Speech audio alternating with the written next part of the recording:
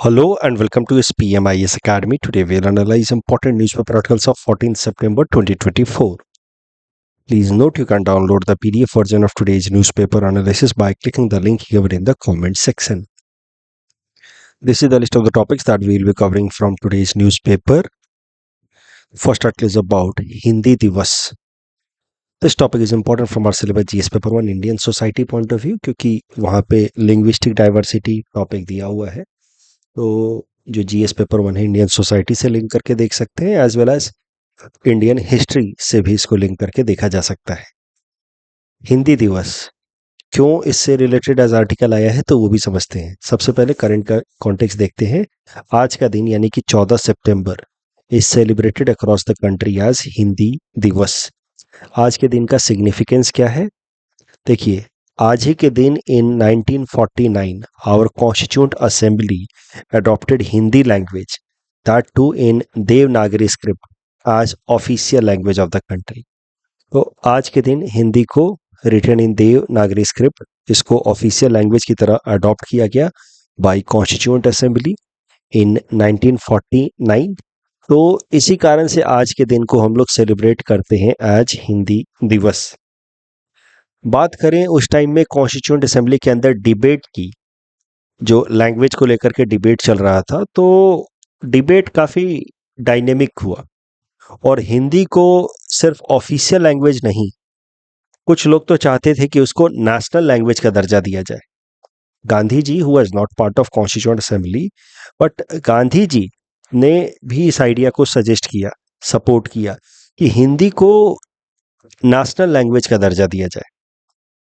But इस idea पे पूरा का पूरा कॉन्स्टिट्यूंट असेंबली जो था वो डिवाइडेड था, क्योंकि the constituent assembly did not want, कई सारे जो मेंबर्स थे कॉन्स्टिट्यूंट असेंबली के, they did not want to give the status of national language to Hindi. तो ये क्या बहस हुई कॉन्स्टिट्यूंट असेंबली के अंदर हिंदी को लेकर के, क्या नेशनल लैंग्वेज को लेकर के बहस हुई, फिर कैसे उसको ऑफिशियल लैंग्वेज का दर्जा दिया गया, वो सब एक एक करके थोड़ा देखते हैं, हिस्टोरिकल ट्रेसिंग करते हैं. तो एज आई टोल्ड यू कि constituent assembly of India saw an extensive debate regarding Hindi, और वो जो डिबेट था सिर्फ ऑफिशियल लैंग्वेज को लेकर के नहीं था, भारत के एक नेशनल लैंग्वेज, अपना खुद का हमारा एक राष्ट्रीय भाषा हो, इसको लेकर के बहस थी. और कई सारे सपोर्टर्स भी थे, प्रोपोनेंट्स भी थे, जो Hindi as a national language को सपोर्ट कर रहे थे. तो जो प्रोपोनेंट्स थे, जो सपोर्टर थे, उनका मानना था कि अगर पूरे देश के अंदर एक राष्ट्रीय भाषा होगी, नेशनल लैंग्वेज होगी, तो उससे देश की यूनिटी को फायदा मिलेगा, उसको स्ट्रेंथ मिलेगा. साथ ही साथ उनका कहना था कि since largest number of speakers in the country belong to this particular language only, इसी कारण से इसको अडॉप्ट करना would be more logical choice, Hindi को अडॉप्ट करना would be more logical choice for national language. और कहीं ना कहीं इंग्लिश को हमें एक ऑफिशियल लैंग्वेज या नेशनल लैंग्वेज का दर्जा तो नहीं दे सकते थे, इंग्लिश को तो कतई नहीं दे सकते थे, ऐसा आर्ग्यूमेंट रखा गया, क्योंकि that would be symbol of colonisation. तो कोलोनाइजेशन के सिंबोलिज्म को ख़त्म करना है अगर, तो डिस्पाइट द फैक्ट कि many people speak English, yet we should not be adopting English as our national language और ऑफिशियल लैंग्वेज, ऐसा आर्ग्यूमेंट रखा गया बाय द प्रोपोनेंट्स या supporters of the idea of Hindi as national language. लेकिन critic भी थे, critic जो थे खासकर ऐसे स्टेट्स थे जहाँ पे हिंदी नहीं बोली जाती, जैसे कि सदर्न स्टेट्स, वेस्ट बंगाल. तो ऐसे जगह से जो कॉन्स्टिट्यूंट असेंबली के मेंबर्स थे, उनका कहना था कि किसी एक लैंग्वेज को अगर नेशनल लैंग्वेज का दर्जा दे दिया गया तो that will threaten our linguistic diversity. धीरे धीरे जो बाकी भाषाएं हैं, जो बाकी स्टेट्स के कल्चर हैं, वो धीरे धीरे खत्म हो जाएंगे और एक कल्चरल डोमिनेंस शुरू हो जाएगा of the Hindi speaking states over non Hindi, ऐसा आर्गुमेंट रखा गया. तो ये आर्गुमेंट में भी वेटेज था. तो फिर एक तरीके का कॉम्प्रोमाइज आप कह सकते हैं या मिडिल पाथ निकाला गया, जहां पे आफ्टर इंटेंस डिबेट फैसला किया गया कि हमारे देश की कोई भी नेशनल लैंग्वेज नहीं होगी. तो संविधान के हिसाब से we don't have any national language, कोई हमारी राष्ट्रीय भाषा नहीं है. सुप्रीम कोर्ट ने एक जजमेंट में वैसे एक बार कह दिया था कि Hindi is our national language, supreme court ने एक बार कहा है, बट संविधान के हिसाब से कोई भी नेशनल लैंग्वेज नहीं है। हिंदी को अडॉप्ट किया गया एज एन ऑफिशियल लैंग्वेज कि सरकारी कामकाज के लिए हिंदी एक ऑफिशियल लैंग्वेज की तरह इस्तेमाल की जाएगी फॉर द इंडियन यूनियन, यानी कि भारत सरकार के सरकारी विभागों में कामकाज के लिए हिंदी को ऑफिशियल लैंग्वेज का दर्जा दिया गया, बट नेशनल लैंग्वेज का दर्जा किसी भी लैंग्वेज को नहीं दिया गया। साथ ही साथ स्टार्टिंग के 15 साल ऑफिशियल एक्टिविटीज में एक कंसिस्टेंसी बनी रहे, क्योंकि उसके पहले, आज़ादी से पहले तो ज़्यादातर काम अंग्रेजी में होते थे। तो आज़ादी के बाद भी सारे के सारे ऑफिशियल एक्टिविटीज़ में एक सिंक कंसिस्टेंसी बना रहे, कोई एब्रप्ट चेंज ना आए। इसके लिए फैसला किया गया कि हिंदी के साथ साथ स्टार्टिंग के 15 साल इंग्लिश को भी ऑफिशियल लैंग्वेज का दर्जा दिया जाएगा, but as an associate official language, associate to Hindi. तो आप कह सकते हैं कि आज़ादी के शुरुआती 15 साल में भारत ने 2 ऑफिशियल लैंग्वेजेस अडॉप्ट किए, हिंदी एंड इंग्लिश। इंग्लिश को दिया गया status of associate official language. लेकिन जब 15 साल पूरे होने को आए, जब इंग्लिश का ऑफिशियल लैंग्वेज का स्टेटस खत्म होने वाला था, then yet there were some criticism by the non Hindi speaking states कि सिर्फ हिंदी ऑफिशियल लैंग्वेज होगा तो there would be problem। और फिर इसी कारण से English was extended further as an official language as per Official Language Act of 1963। तो now we are having 2 official languages, Hindi and English, and both of them have been adopted as official language in a permanent fashion sort of. इनका कोई ऐसा cut off date नहीं है, जैसे starting के दिनों में इंग्लिश के लिए कट ऑफ डेट रखा गया था 15 साल का, वो अब हटा दिया गया है। तो इस डिस्कशन के बेसिस पे ये प्रीलिम्स प्रैक्टिस क्वेश्चन हमने आपको दे रखा है। Please attempt this question and submit the answer in the comment section.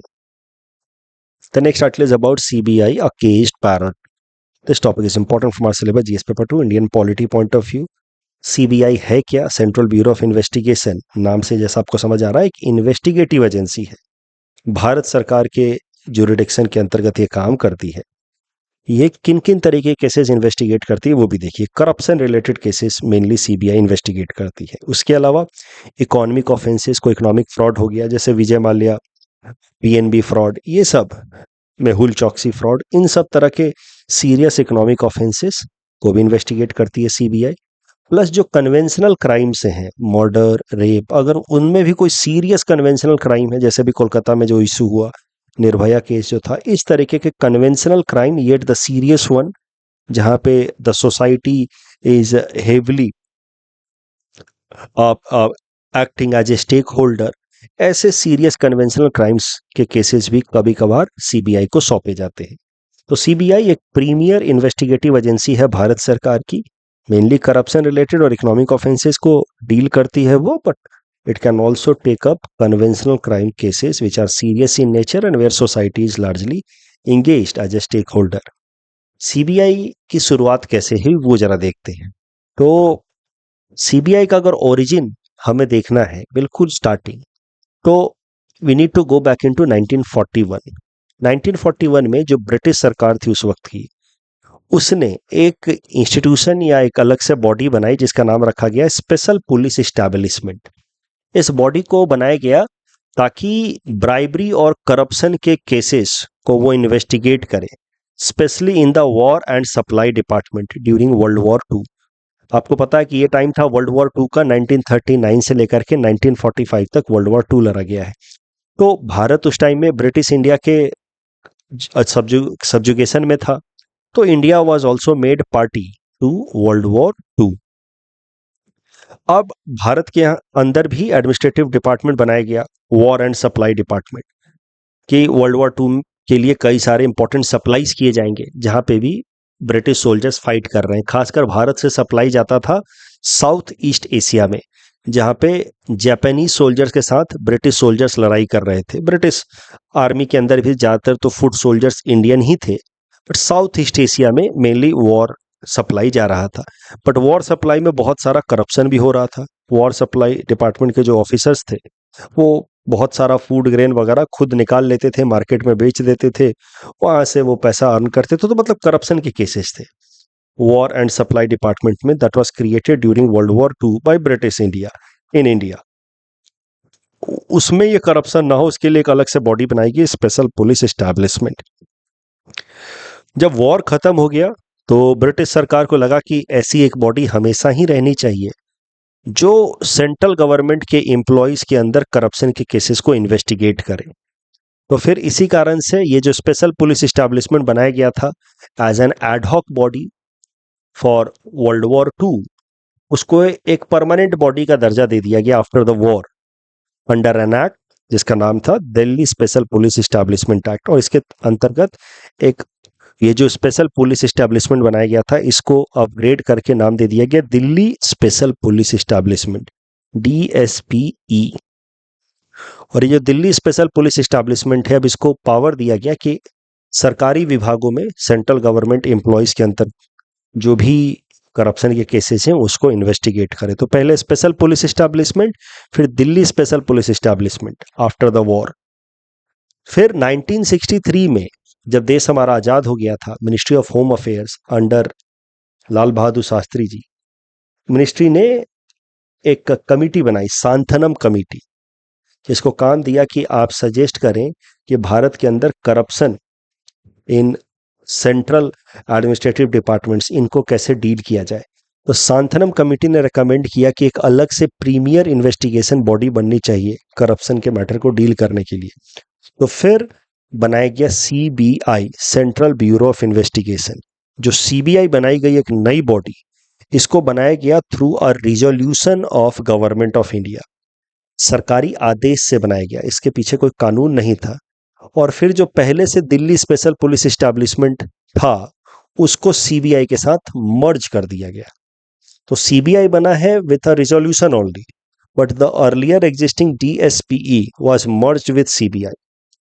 तो आप कह सकते हैं कि CBI derives it's power from Delhi special police establishment act, because दो जो दिल्ली स्पेशल पुलिस एस्टैब्लिशमेंट था that was created under Delhi Special Police Establishment Act, it was merged with CBI. But CBI itself as a body has been created through a resolution of Ministry of Home Affairs, and that is why it is neither a constitutional body nor a statutory body. CBI ना ही इसको बनाने के लिए संविधान में कोई जिक्र किया गया है, ना ही कोई अलग से कानून है। तो CBI होम मिनिस्ट्री के रिजोल्यूशन से बना है, बट पहले से जो दिल्ली स्पेशल पुलिस एस्टैब्लिशमेंट थी under Delhi special police establishment act, उसको मर्ज किया गया है CBI में। तो हम कह सकते हैं कि CBI derives it's power from Delhi special police establishment act, but it is not a statutory body, और कॉन्स्टिट्यूशनल बॉडी तो नहीं ही है। अब CBI एक प्रीमियर इन्वेस्टिगेटिव एजेंसी है जिसका काम है कि भारत सरकार सेंट्रल गवर्नमेंट पे या कहीं पे भी अगर करप्शन के केसेस है मेनली, तो उसको वो इन्वेस्टिगेट करे।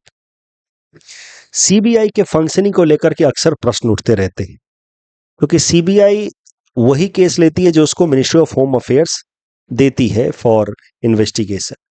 तो CBI के फंक्शनिंग को लेकर के क्वेश्चन उठता है कि CBI is used for political which hunting. ऐसे सवाल उठते हैं उसके एक्शंस पे कि CBI का मेनली इस्तेमाल किया जाता है ऑपोजिशन पार्टीज और पॉलिटिशियंस को टारगेट करने के लिए। दूसरा, CBI के अंदर खुद ही मैन पावर या इंफ्रास्ट्रक्चर की कमी है, इस कारण से CBI कभी भी अपना काम ठीक से कर नहीं पाती। CBI does not have a permanent cadre of officers, उसके अपने परमानेंट ऑफिसर्स नहीं होते। उनके जो ज़्यादातर जो हायर लेवल के जो CBI ऑफिसर्स होते हैं, they are IPS probationers only. तो मतलब IPS officers only. IPS officers को डेप्यूटेशन पे CBI में भेजा जाता है।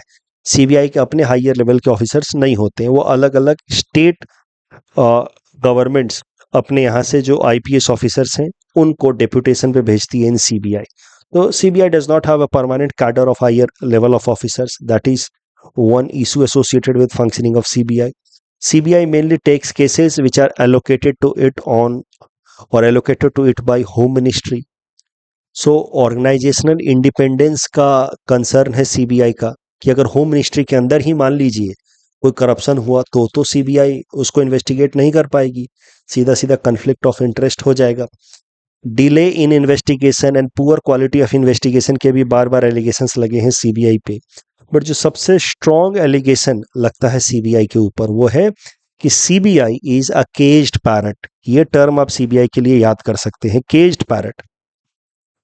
कैसे तोता अपने मास्टर की ही बात रिपीट करता रहता है बार बार बार बार बार बार। तो वैसे ही सीबीआई एक केज्ड पैरट है, ऐसा सुप्रीम कोर्ट ने कहा साल 2013 में, जब सुप्रीम कोर्ट एक सुनवाई कर रही थी एक मैटर में एसोसिएटेड विथ कोल गेट या कोल रिलेटेड स्कैम। तो कोल रिलेटेड स्कैंडल या स्कैम में सुनवाई जब कर रही थी सुप्रीम कोर्ट, तो उसमें उसको कई सारे इरेगुलरिटीज देखने को मिले। और उस टाइम के जो सीबीआई डायरेक्टर हैं वो तोते की तरह वही बातें बार बार कह रहे थे जो भारत सरकार कह रही थी कि नहीं नहीं कोई इरेगुलरिटी नहीं है, सारे काम जो है नियम से हुए हैं। तो फिर उसी कॉन्टेक्स्ट में 2013 में while hearing a case related to coal scam, supreme court ने कहा था सीबीआई को कि CBI is a caged parrot which speaks its master's voice. So ये जो वर्ड यूज किया ना सुप्रीम कोर्ट ने, it had tarnished image of CBI, it had impacted the credibility of CBI कि CBI works only as per the directions of the party या leaders who are in power at the center. It is a caged parrot which speaks only master's voice. अभी ये जो caged parrot वाली बात है ये दोबारा सामने आई है, calling out the parrot by the Supreme Court, ये आर्टिकल आप देख सकते हैं। तो हुआ क्या है कि अरविंद केजरीवाल जी जेल में थे 6 महीने से, उनके ऊपर करप्शन रिलेटेड चार्जेस थे इन दिल्ली एक्साइज पॉलिसी केस। अब सुप्रीम कोर्ट ने उनको बेल ग्रांट किया है। सुप्रीम कोर्ट ने उनको बेल ग्रांट करते वक्त जो जजमेंट दिया है, जो स्टेटमेंट लिखा है, क्योंकि कोई भी जजमेंट जब सुप्रीम कोर्ट या हाई कोर्ट देते तो जजमेंट लिखते हैं, उसमें वो अपने वर्डिक्ट के अलग अलग डायमेंशंस को लिखते हैं। तो उसी को प्रोनाउंस करते वक्त सुप्रीम कोर्ट ने कहा कि इस पर्टिकुलर केस में अरेस्ट की कोई जरूरत थी ही नहीं। सुप्रीम कोर्ट ने कहा, सुप्रीम कोर्ट के जस्टिस भुयान साहब ने कहा कि power to arrest is one thing but need to arrest is all together different thing. तो ठीक है, आप सीबीआई को अरेस्ट करने का पावर था, लेकिन जरूरत कहां थी इस पर्टिकुलर केस में अरेस्ट करने की? कहां भागे जा रहे थे अरविंद केजरीवाल जी? आपको जो भी इन्वेस्टिगेशन करना है उनसे पूछ सकते थे आप। और फिर इसी कॉन्टेक्स्ट में सुप्रीम कोर्ट ने कहा कि अच्छा रहे कि सीबीआई केज्ड पैरट की तरह काम ना करे। तो कहीं ना कहीं सुप्रीम कोर्ट ने इनडायरेक्टली कहा कि आपने ये जो अरेस्ट किया अरविंद केजरीवाल को, ये किया है ऑन इंसिस्टेंस ऑफ, ऐसा सुप्रीम कोर्ट का कहना है कि on insistence of central government and you are acting as a tool in the hands of the central government, you are not acting in independent autonomous manner as per your own prudence. Supreme court ने यह भी highlight किया कि bell का जो मामला है it should be a matter of rights, principle of bail should be rule and jail should be exception as per article 21 of the constitution. Article 21 of the constitution क्या कहता है? Right to life and personal liberty. तो बहुत ही extreme case में इंसान को jail भेजा जाना चाहिए, अदरवाइज बेल उसको नॉर्मली मिल ही जाना चाहिए। That principle should be followed, ये कहा सुप्रीम कोर्ट में। Using article 21 supreme court pronounced its opinion with respect to bail related policies कि bail should be a rule, normally bail मिलना ही चाहिए, जेल तभी होना चाहिए जब कुछ एक्स्ट्राऑर्डिनरी सिचुएशन हो, because article 21 guarantees us right to life and personal liberty. तो कहीं ना कहीं इस पर्टिकुलर केस में अरविंद केजरीवाल जी का आर्टिकल 21 के अंतर्गत फंडामेंटल राइट भी वायलेट हुआ है, right to life and personal liberty, ऐसा सुप्रीम कोर्ट का मानना है।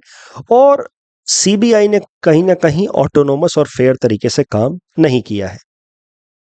सीबीआई के ऊपर ऐसा प्रश्न आपसे पूछा जा सकता है मेंस में कि CBI is facing a crisis of credibility, what are the consequences, what are the causes and consequences of this credibility crisis and suggest measures to restore the reputation of CBI। तो इस particular question में आप देखें तो 4 question छुपे हुए हैं। पहले आपको बताना है कि CBI crisis of credibility face कर रही है, ये आपको थोड़ा सा जस्टिफाई करना है। उसके लिए सुप्रीम कोर्ट का वो स्टेटमेंट लिख देंगे केज्ड पैरट वाला, फिर कारण बताएंगे, उससे क्या आउटकम हो सकता है वो बताएंगे, और फिर कुछ सॉल्यूशन सजेस्ट करें कि कैसे सीबीआई के रेपुटेशन को वापस से रिवाइव किया जाए। खुद से ट्राई करें और फिर तो हिंट्स आप पढ़ ही सकते हैं उसके बाद। The next article is about trade imbalance with China. This topic is important from our syllabus GS paper 3 Indian economy point of view. तो यह आर्टिकल लिखा गया है on the basis of statement released by our external affairs minister S Jaishankar साहब। S Jaishankar साहब ने कहा कि भारत का जो इकोनॉमिक रिलेशन है चाइना के साथ वो काफी इम्बैलेंस्ड है। चाइना से बहुत सारा सामान हम खरीदते हैं, यानी कि इंपोर्ट बहुत करते हैं चाइना से, जबकि एक्सपोर्ट नहीं कर पा रहे उतना। अगर लास्ट फिस्कल ईयर की ही बात की जाए तो इंडिया इंपोर्टेड अबाउट $100 बिलियन का सामान फ्रॉम चाइना, जबकि we could export only $16 billion का सामान to China. That means overall we had a trade deficit of $84 billion. तो पूरे साल भर में जो ट्रेड हुआ हमारा चाइना के साथ, उस कारण से इंडिया से effectively $84 billion forex reserve China को गया। अब ये जो ट्रेड इम्बैलेंस है, इसके पीछे एक कारण तो ठीक है, चाइना का मैन्युफैक्चरिंग स्ट्रेंथ हो सकता है, बट एस जयशंकर साहब ने और भी कुछ फैक्टर्स हाईलाइट किए हैं कि ये जो ट्रेड इम्बैलेंस है उसके पीछे एक बड़ा कारण ये भी है कि चाइना इंडिया के बने हुए जो प्रोडक्ट्स है उनको अपने यहाँ पे इजीली मार्केट एक्सेस नहीं देता है। इंडियन प्रोडक्ट्स के ऊपर कई सारे वो नॉन टैरिफ रेस्ट्रिक्शंस लगाता है। टैरिफ रेस्ट्रिक्शन सीधा सीधा होता है in form of import duty, कि सामान जो आ रहा है विदेशों से उस पर इंपोर्ट ड्यूटी यहाँ बढ़ा दिए, वो होता है टैरिफ रिस्ट्रिक्शंस। टैरिफ रिस्ट्रिक्शंस पे लिमिटेशन है एज पर WTO नॉर्म्स, लेकिन नॉन टैरिफ रिस्ट्रिक्शंस कई सारे तरीके के हो सकते हैं। इसमें इंपोर्ट ड्यूटी तो आप सीधा सीधा नहीं लगा रहे हैं, बट अलग अलग तरीके से आप ट्रेड को हिंडर कर रहे हैं। एस जयशंकर साहब ने यह हाईलाइट किया कि कई सारे नॉन टैरिफ बैरियर्स लगा रहा है China as far as Indian exports to Chinese market is concerned, non-tariff limitations, especially on agricultural and pharmaceutical product। उसी को हाईलाइट करते हुए एस जयशंकर साहब ने 3 मुद्दे मेनली हाईलाइट किए कि जैसे मान लीजिए एग्रीकल्चरल या फार्मास्यूटिकल प्रोडक्ट अगर चाइना में हम लोग एक्सपोर्ट करते हैं, तो चाइना क्या करता है कि रैंडम सैंपलिंग करता है। पूरा एग्रीकल्चरल हमारा जो सप्लाई है या फार्मास्यूटिकल सप्लाई, उसमें से कोई एक सैंपल उठाएगा और उसकी क्वालिटी टेस्टिंग करेगा, और अगर वो क्वालिटी स्टैंडर्ड को मैच नहीं करता है वो सैंपल, तो पूरा का पूरा लॉट रिजेक्ट कर देता है चाइना।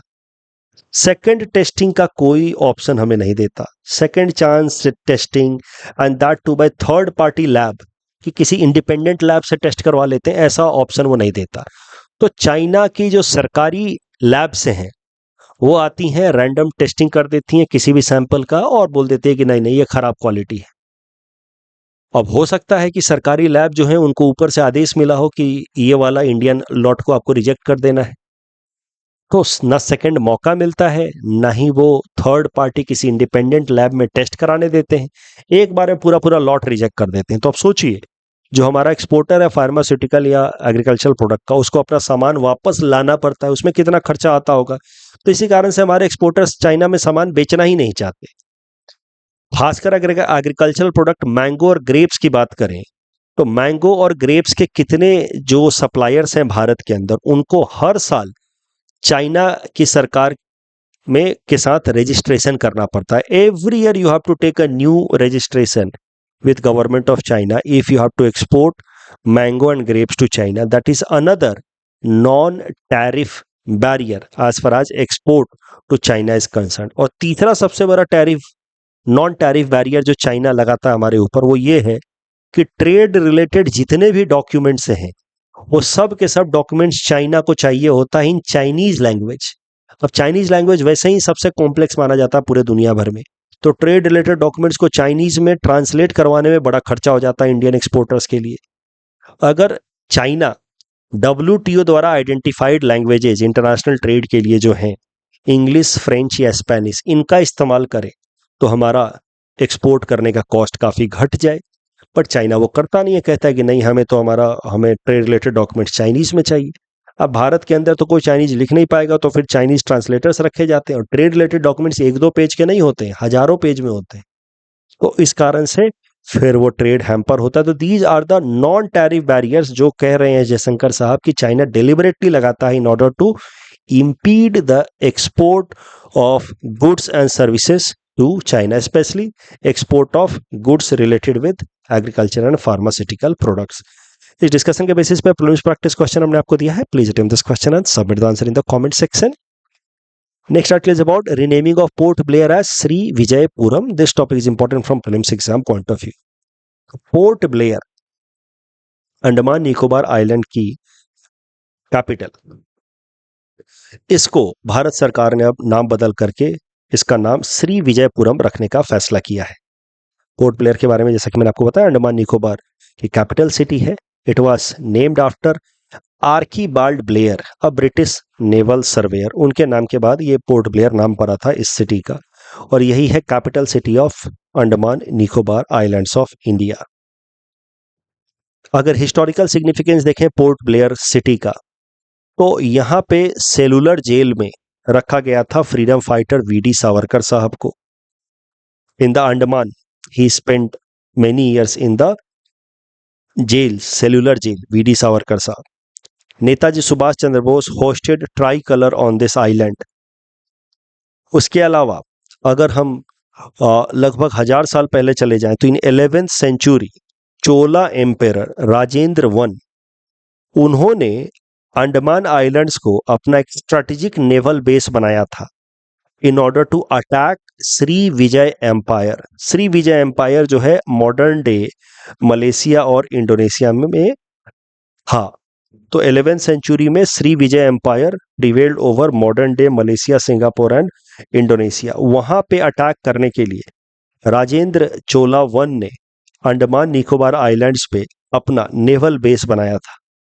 तो ये भी एक कारण है कि अब भारत सरकार ने फैसला किया है कि अंडमान निकोबार का जो पोर्ट्स कैपिटल सिटी है पोर्ट ब्लेयर, इसको हम लोग नाम इसका रखेंगे श्री विजयपुरम, क्योंकि श्री विजय एम्पायर हुआ करता था in the south east Asian countries, Malaysia, Singapore, Indonesia.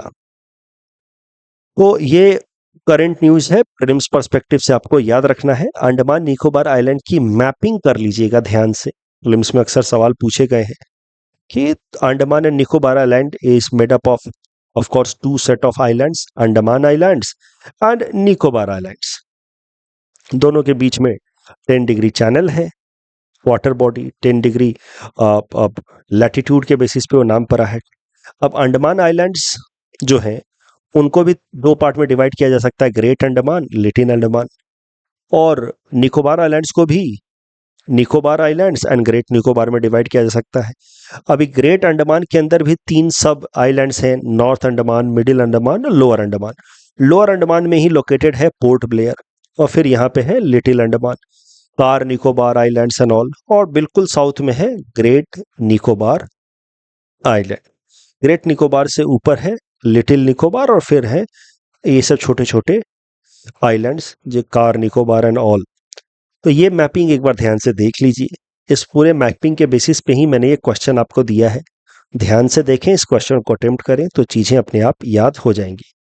Please attempt this question and submit the answer in the comment section. तो गणपति सेलिब्रेशन मुहर्रम मुस्लिम फेस्टिवल की लाइन में डेवलप किया गया। उन्होंने स्कीम से संबंधित जो दूसरा स्टेटमेंट है वो गलत है, because of this word only. इसमें इंफ्रास्ट्रक्चरल डेवलपमेंट भी होगा एयरपोर्ट्स का। Mulching is about retaining soil moisture. और मिशन मौसम, मैं आपको याद दिला दूं, मिशन मौसम का ओवरऑल बजटरी एलोकेशन 22,000 करोड़ नहीं है, इट इज ओनली 2,000 करोड़। और इस क्वेश्चन में ये सेकंड स्टेटमेंट गलत है, first statement is correct. That's all from our side for today. Thanks for watching.